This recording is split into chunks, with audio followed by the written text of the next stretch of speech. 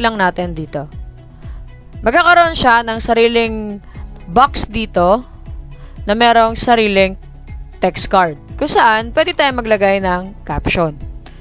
At tulad nung sinabi natin kanina, yung title na nilagay natin sa ating text card ay pwede natin i-enhance. Pwedeng emphasize, accent, pwede rin natin silang i-bullet form, pwede natin mag-number, or pwede rin lagyan ng link. So, para ma-check natin kung ano ang itsura niya sa presentation, click lang natin yung play. So, ito na yung itsura niya sa actual presentation. Ito yung title natin, Digital Art, The Art of the New Generation. And then, ito yung video natin. So, mag-play naman yan. Ito yung caption na nilagay natin kanina dun sa ating text card. So, I was drawing the CHC doodle and then this happened. Or, ito mismong link na ginawa natin, pwede natin buksan. Nakalink siya sa YouTube. Hi, good day! For episode 1 of Digital Art Series, we are going to look into different arts of this digital time. So kung meron pa tayong gustong i-edit, halimbawa hindi pa tayo natatapos, balik tayo sa edit. Ayan. At dagdagan natin ng design. Tingnan natin yung styles. So currently, naka-horizontal style siya. Pwede natin siyang baguhin, vertical. Yan, i-scroll up and down na lang natin siya. Or pwede rin slides. Saan yung presentation niya? Para tayo nagpa-PowerPoint presentation. Meron ditong arrow key na pwede natin i-click para mapunta doon sa next image. So, video pa rin to, magpi-play pa rin yan. So, I was drawing this.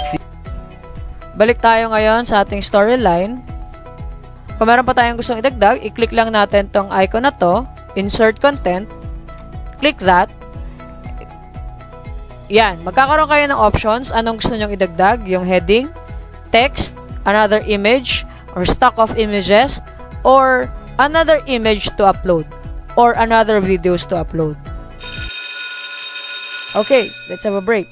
So, meron akong tanong, at bago tayo magpatuloy, at kung gusto niyo pong sumagot, feel free to answer the question and write them on the comment section below.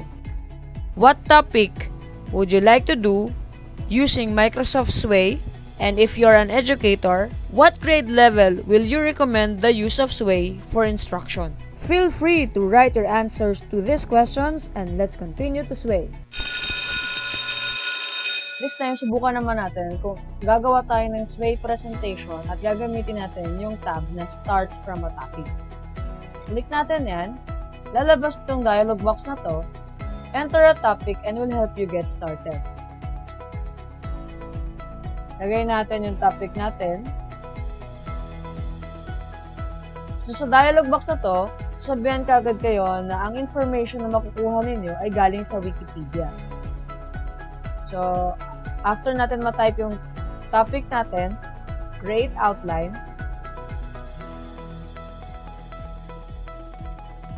At ito yung lalabas na interface. So, makikita natin, ito yung topic na tinype natin kanina. So, pwede natin i-edit yan. Gawin natin capital yung A.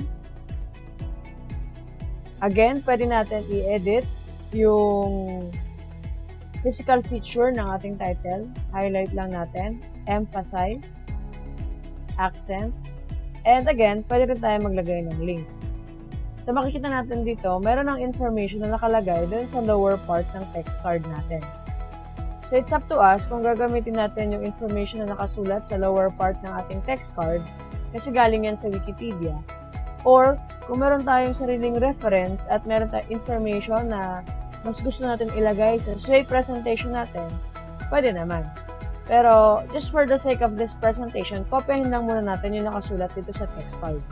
So, kinopya lang natin yung first sentence.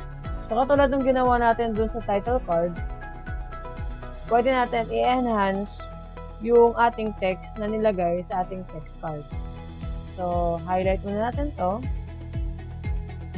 So, pwedeng emphasize, pwedeng mag-accent, or pwede rin natin i-bullet form, or pwede rin numbers, and pwede rin tayo maglagay ng link. At dahil yung tab na ginamit natin, start from the topic tab, ay merong existing template, all we have to do is to follow the template. However, yung mga words, yung mga text na meron dito, pwede natin siyang palitan, like this one. So, computer-generated visual media. Papalitan natin siya dito. Kung saan, yung ilalagay nating bagong title, lalabas dito sa ibabaw. For example,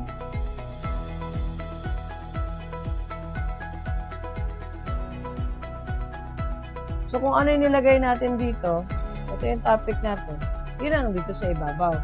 So again, pwede natin siya i-emphasize, pwede i-accent, at pwede tayong maglagay ulit ng link. Pwede tayo ulit maglagay ng picture. So nakita natin, no, yung tinype nating bagong title, nandun na. So pag click natin yan, yung sway mismo ang, and so on. So balik tayo sa edit. So, yan yung content ng start from a topic tab. So this time, subukan naman natin yung third tab, start from a document. Maganda tong feature na to kasi kung meron ka ng PowerPoint na ginawa at ginamit nung nakaraang school year, pwede mo siyang ilagay sa Sway at pwede mo pa rin siya i-revise at pwede mo pa rin siyang i-update. So, click natin to.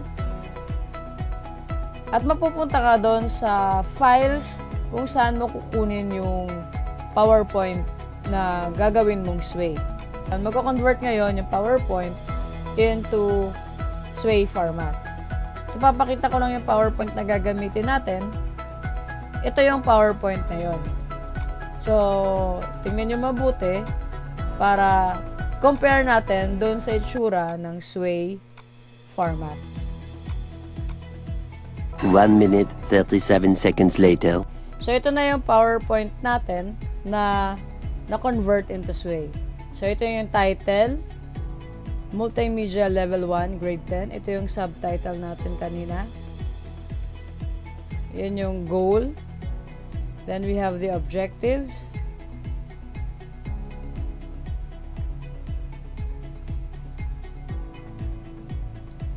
So, nakuha natin lahat ng text. Except dun sa background na ginamit natin sa PowerPoint. Though, dito naman sa Sway, pwede naman natin siyang palitan. Like, this one, pwede natin pa rin ma-enhance or maglagay tayo ng background. So, pili tayo ngayon ng image. Gamitin natin tong image na to. Click and drag. Ayan na siya. Sa multimedia naman, pwede tayo mamili ulit. Ayan. For objectives, pili tayo ulit. Pili natin kung anong content ng video. So, ito yun. So, lagay natin yun dyan. Okay. At punta tayo sa design. So, basically, ito yung itsura ng ating PowerPoint. Dito sa Sway.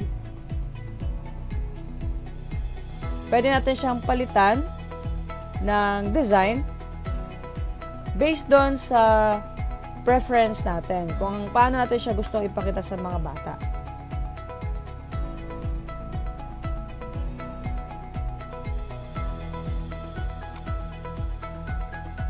Pili tayo ngayon ng style, pwedeng horizontal, pwede rin sa slide. So, katulad lang din yan ng pinakita ko kanina.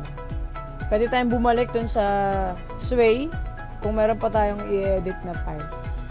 So, yan po yung third tab, Start from Document tab. So, ang Sway ay meron ding ready-to-use template na pwede natin gamitin sa paggawa natin for our Sway presentation. So, halimbawa, pili tayo, presentation. So, ito yung makikita mong format. Ayan na. Ayan. Meron na siyang sariling background. Meron na rin siyang sariling placeholder. Ang gagawin mo na lang, babaguhin mo na lang yung content ng text. So, para ma-edit natin yung content ng template na to, start editing this way. At yan, makikita mo na ngayon yung mga pictures na nakalagay doon. And then, pwede kang maglagay ngayon ng content. So, halimbawa, kapag tinignan natin yung actual presentation niya, so, yan yung lalabas.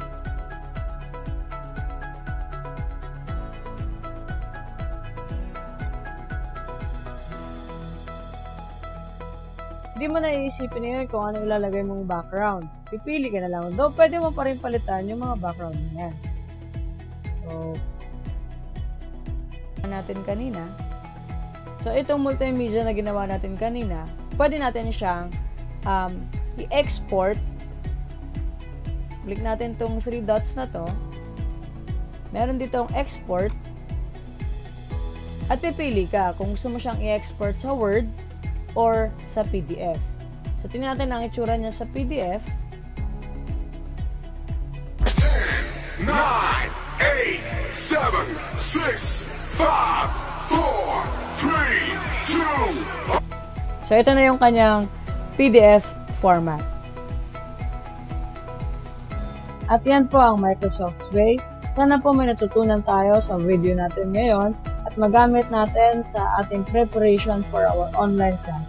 Kung nagustuhan niyo po ang video na to, paki-hit na lang po ang like button at pwede na rin po kayo mag-subscribe at paki-click na rin po yung bell button para maging updated kayo sa mga susunod pang EdTech video natin. Thank you and always remember to be kind to one another.